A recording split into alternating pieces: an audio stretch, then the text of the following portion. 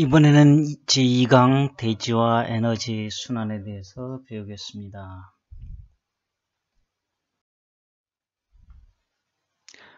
내용은 대기의 연직구조, 그 다음에 지구 열. 자, 먼저 대기 연직구조를 보죠.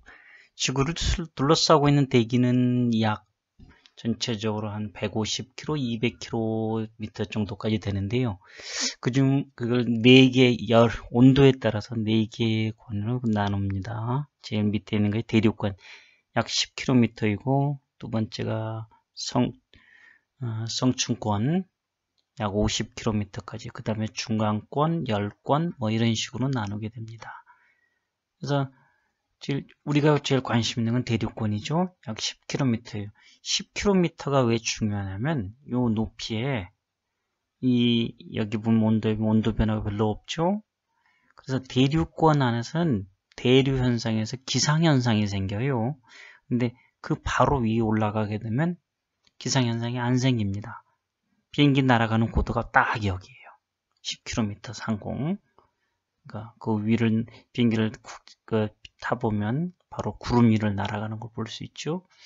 요 사이에서는 1km마다 약 6.5도씨 정도씩 온도가 뚝뚝뚝 떨어집니다. 그러니까 10km 떨어지면 10km 올라가면 온도가 얼마나 떨어질까요? 간단한 계산할 수 있죠. 65도 떨어지는 거예요. 무슨 말이냐면 현재 내가 여기서 15도다. 그러면 10km 올라가면 마이너스 50도죠. 와, 영하 50도예요. 영하 50도. 엄청난 얘기입니다. 그 다음에 이제 성층권이 있는데 층을 이루었다 해서 성층이라고 그래요. 여기는 오존층이 있고 자외선을 흡수하고 자외선을 오존층이 자외선 흡수하니까 지구 온난화 그런 것이 생길 수도 있고, 또 하나 안정적인 온도 분포. 여기 대류 현상이 없어요. 그 이외에 중간권하고 열권, 오로라 현상이 생기는 열권 이런 것이 있습니다. 그러니까 대륙권의 높이 그 정도는 좀 기억을 해둡시다. 그 다음에 지구가 태양의 에너지를 받아서 그것을 이제 바깥으로 내보내기도 하고 그러는데, 태양에서 들어오는 에너지는 보통 태양 에너지를 태양 복사라고 해가지고 100% 정도가 100%가 들어옵니다. 이게 100이죠. 요걸 들어오는 양은 100이라고 하면 그 중에 구름이라든가 지표면에 의해서 약 31%가 반사가 됩니다. 요 말을 가끔마다 알베도라는 말을 써요. 알베도. 지구의 알베도는 반사율이죠.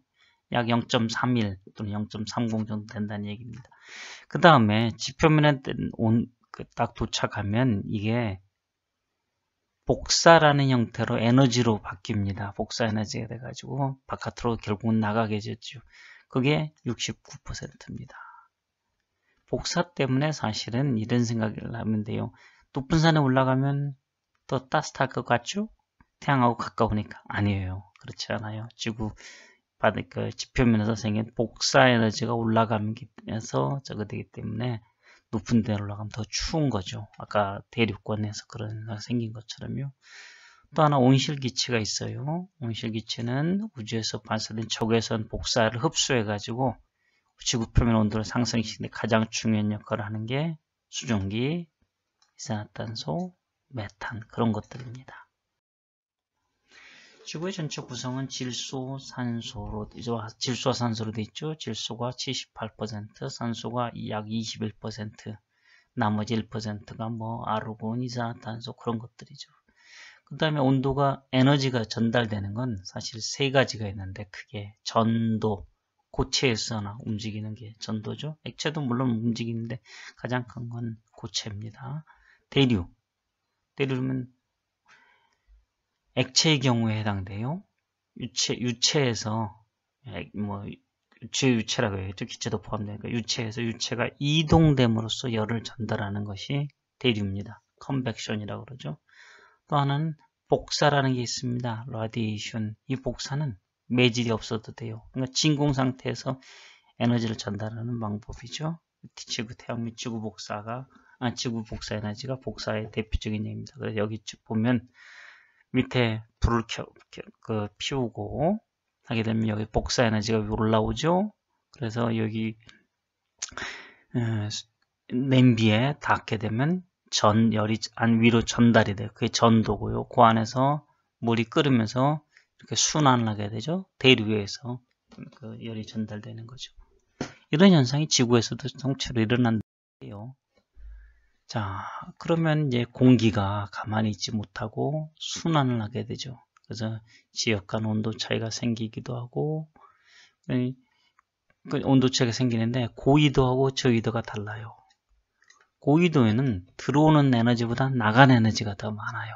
왜냐하면 복사되는 에너지는 태양에서 오는 거니까 위도가 낮으면 적도에서 가장 많은 에너지가 들어오는 거고, 고緯도 극지방에서는 거의 안 들어오겠죠.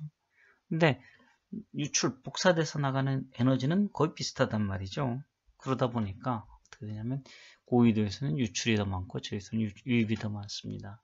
그러다 보면 에너지가 평형을 이루기 위해서 저緯도에서 고緯도로 어떤 에너지를 이송을 시켜줘야 돼요. 안 그러면 계속 고緯도는 온도가 더 떨어질 테니까요. 그래서 움직이게 하는 에너지를 전달하는 두 가지가 있는데 그게 하나가 바람이고 하나가 해류입니다. 근데 그렇게 되면 굉장히 간단하게 되지만 사실은 지구는 또 회전을 합니다. 자전을 해요. 자전을 하다 보니까 코리올리오 효과라는 게 생겨요. 코리올리오 효과는 물리 시간에 좀 배웠지요. 그래서 지구 자전에 의해서 기단이 마치 우측, 오른쪽으로 북반구에서 봤을 때 얘기죠. 오른쪽으로 이동하는 것처럼 보입니다. 그런 것 때문에 뭐 무역풍이나 극동풍이나 그런 다양한 현상입니다. 대기운동을 공간적인 규모로 보면 미세 규모가 있고 중규모가 있고 종간 대규모가 있는데 시간 규모라든가 공간 규모가 다 달라요. 그래서 거기에 따른 현상들이 대기가 갑작스럽게 변동되는 거나 하든가 그런 미세 규모고, 중규모로는 해력풍이나 토네이도 같은 거 보이고, 종간 규모는 저기압이나 고기압 같은 열대성적 기압이죠. 그 다음에 대기 대순환은 편석풍 같은 일정한 그런 순환입니다. 그래서 회전하지 않을 때는 이렇게 단순한 형태가 생겨요. 적도에서 올라갔다가 극에서 내려오고, 결국은 지표면에서는 항상 위에서 아래로 바람이 부는 형태가 되겠죠. 근데 지구가 회전을 합니다. 이런 식으로 회전을 하니까 마치 바람이 어떻게 되냐면 이 적도 근방에서 이런 식으로 이동하는 것처럼 보이겠죠. 예. 그리고 그런 사이사이를 비집고 돌아가는 게 있는데 이게 제트기류라는 놈이 또 있어요. 그럼 그 다음에 이제 우리나라의 기상에 관련된 우리나라 기상을 변화시키는 기단들이라고 해서 기단, 공기 덩어리를 얘기하는 거예요. 그러면 시베리아 기단, 굉장히 차가운 거죠. 오츠키의 기단, 시베리아 기단은 차갑고 습도가 낮아요. 육지에서 오니까. 근데 반대로 오츠키의 기단은 차갑지만 습도는 높아요. 그 다음에 양쯔강 기단은 따뜻하고 습도는 낮은데 북태평양이나 적도 기단은 따뜻하고 습도도 높은, 육지에서 생기는 건 습도가 낮고 바다에서 생기는 건 습도가 높게 되죠. 그리고 남쪽에 있는 놈들은 따뜻하고 북쪽에 있는 놈들은 차갑고, 그런 것들이 봄, 여름, 가을, 겨울 다양하게 영향을 미칩니다. 예. 그 다음에 기온인데요. 하루에 자전에서 생기면 에너지를, 태양 에너지를 받는 것과 밤에 방출되는 게 생겨요. 그래서 그 사이에 유입된 에너지와 유출되는 에너지가 다른 지체가 되죠. 들어오는 양이 여기는 많은데 여기는 적고, 그 다음에 여기는 아까 얘기했던 복사 에너지 있죠. 유출되는 에너지 주로 장파로 나가는 거고, 태양에서 들어온 건 유입 에너지는 단파로 됩니다. 그래서 기온이 시간적으로 변하게 됩니다. 그런 것이 모여서 또 계절적으로도 변하게 되는 거고요. 대륙권의 온도 변화, 이거는 제일 중요한 거예요. 온도, 지상에서 온도죠. 지상에서 표면 온도하고 높이 지일대 온도인데 알파라는 기온 체감률로 해주면 돼요. 그래서 100m당 약 0.65도씨 정도. 근데 이거는 보통 일반적인 공기고, 건조, 바짝 말라있으면 어느 정도 오냐면 약 1도씨. 이거 기억해 둬야 됩니다. 포화가 되면 습도가 만빵이 되는 거죠. 꽉 차 있을 때는 약 0.6도씩 내려가거나 올라가거나 하게 됩니다. 그 변화, 100m당 변화량이에요. 그래서 팬 현상이라고 초등학교 때부터 배웠을 거예요. 높새바람에서 높은 사람 올라가면 공기가 온도가 점점 줄어들죠? 그러다 어느 순간에 포화가 돼요.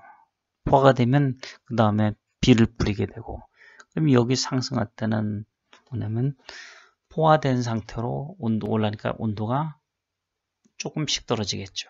조금씩 떨어져가지고 산꼭대기를 딱 넘으면서는 어떻게 되면 마른 공기가 돼요. 비를 다 뿌리고 나면 건조한 공기가 되니까 이때는 온도가 더 빨리 올라갑니다. 그래서 우리나라의 높새바람으로 유명한 데가 이제 태백산맥을 넘어서 강릉 쪽, 동해안 쪽으로 가는 바람이 유명하죠. 그러면 그쪽에서 올 때는 습한 공기였다가 산을 딱 넘고 나서 동해안으로 가면 마른 공기, 건조한 공기가 되니까 더 따뜻해지는 현상이 생기죠. 기온에 대해서 더 알아봅시다. 측정은 어떻게 하면 백엽상이라는 걸 쓰죠. 지상에서 약 1.5m 정도 높이의 백엽상이라는 걸 씁니다. 그 다음에 중요한 게 일평균 기온은 어떻게 되느냐?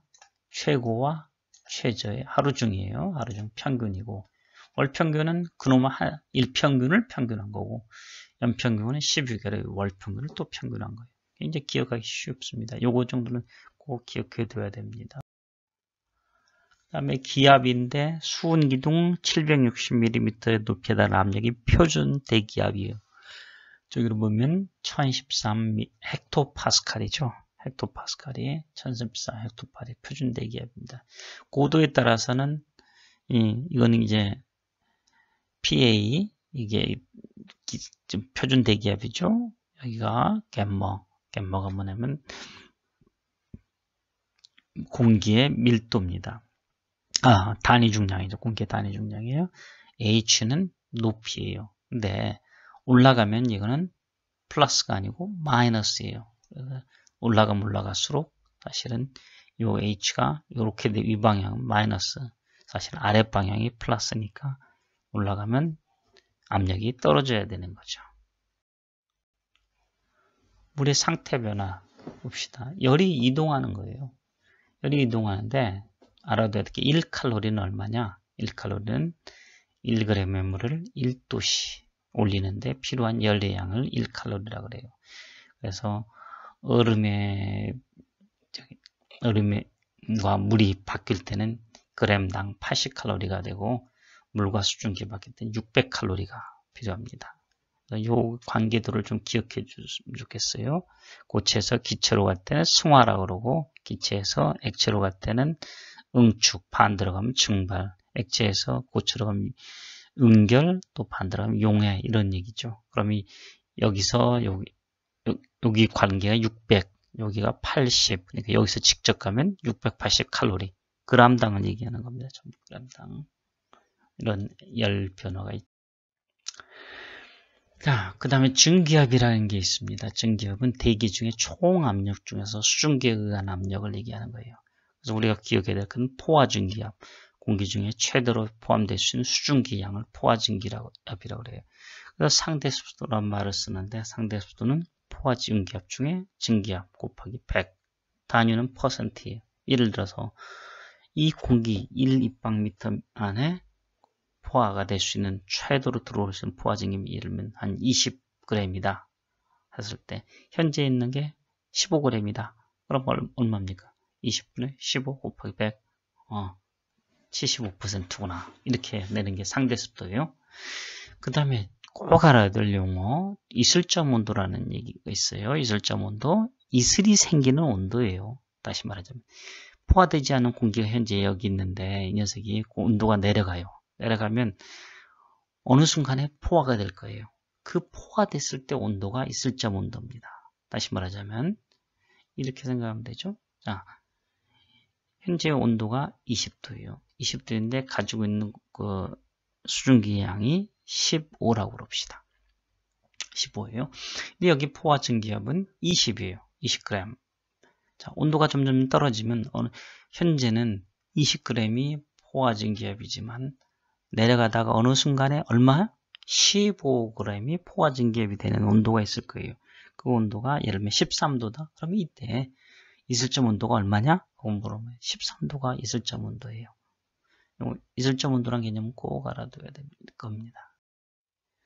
그 다음에 숨은 기상이 있어요. 숨은 기상, 바람의 영향에 바람이 어떻게 바뀌는가 하는 건데, 바람의 속도 관계를 나타낸 식입니다. 이거는 좀 설명이 필요할 거예요. V는 풍속이고, 대신 어느 때 풍속이냐면 Z, 높이 Z일 때 풍속이에요. 그 다음에 V0는 기준이 되는 높이, 보통은 제로는 얼마나? 보통 10m를 봅니다. 그럼 V0는 10m에서 높이고 V0는 얼마였어요? 이게 10m란 얘기예요. 그런데 그리고 K는 상수인데 얼마나? 보통 1.6분의 1에서 7분의 1 정도 돼요. 아니면 숫자를 0.15를 얘기하는 사람도 있어요. 근데 하여간 그 비슷한 값들이죠. 자, 그렇게 되고 그러면 미지수가 대체로 V를 구하라는 문제가 될 거예요. 예.